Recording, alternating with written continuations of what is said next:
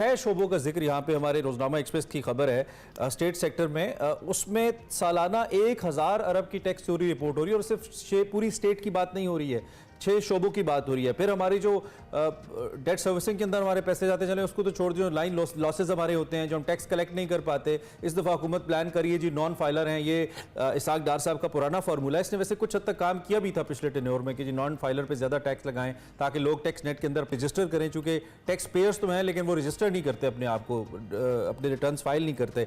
तो ये जो मैनेजमेंट के एडमिनिस्ट्रेशन या गवर्नेंस, इसको जो भी नाम दे, इसके मसाइल हैं, इस पे फोकस करने से क्या हम थोड़ा सा कुछ बेहतर अपने गोल्स अचीव कर सकते हैं, आपको लगता है?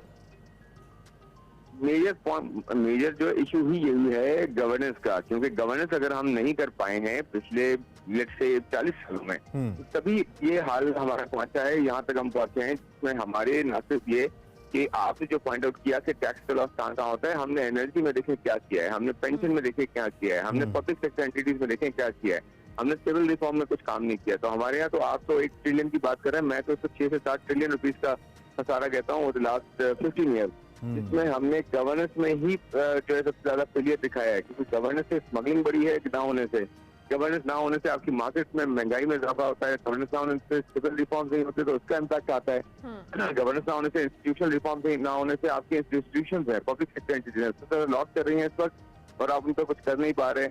और उसके अलावा जो है ओवरऑल अगर आप देखें फिस्कल डेफिसिट 8% मईशत का फिस्कल डेफिसिट है, यानी कि हमारे खर्चों का और आमदन का जो फर्क है वो 8% है मईशत का। मेरे ख्याल में ये हाईएस्ट है दुनिया में, हाईएस्ट में से है।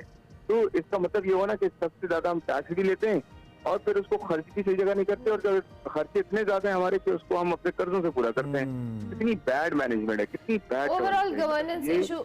ठीक है, अच्छा अब Khurram, in the end budget जो आने वाला है, IMF प्रोग्राम का जो मामला है हमारे सामने है, बहाल नहीं हुआ है और हुकूमत का प्लान भी नहीं है, उसके बगैर ही बजट में जाना चाहिए। ऑब्वियसली जो एक टारगेट सेट किया जाएगा इस बजट के अंदर IMF प्रोग्राम की मौजूदगी में ना होते हुए या उसके बगैर बजट, आपको लगता है कि ये कुछ जो टारगेट सेट करेगी गवर्नमेंट वो उनको अचीव करने में कामयाब होगी, जब हम के ऑलरेडी इतने ज़्यादा क्राइसिस के अंदर हैं इस वक्त? इसमें 2 चीजें हैं। एक तो ये कि बजट आने के बाद अगर बजट सेटिस्फैक्टरी होगा, अप्रूव होगा पार्लियामेंट से, तभी IMF ऑन बोर्ड आएगा। और IMF के शायद ये लास्ट शराइत में से है कि आप बजट जो है उस तरह से दें जैसे हम चाहते हैं। इसमें ऑफकोर्स टैक्सेस जो है बहुत ज्यादा लगाए जाएंगे और उसमें खर्चे कम किए जाएंगे, ये IMF ने कैटेगोरिकली कहा भी है।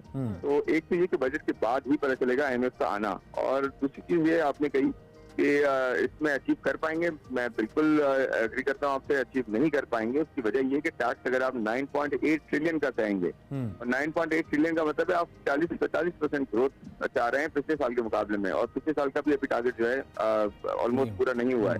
तो 40-45% ग्रोथ कहाँ से लाएंगे आप, जब आपकी जो GDP ग्रोथ है वो 3% से हार्डली ग्रो कर सकती है अगले साल भी।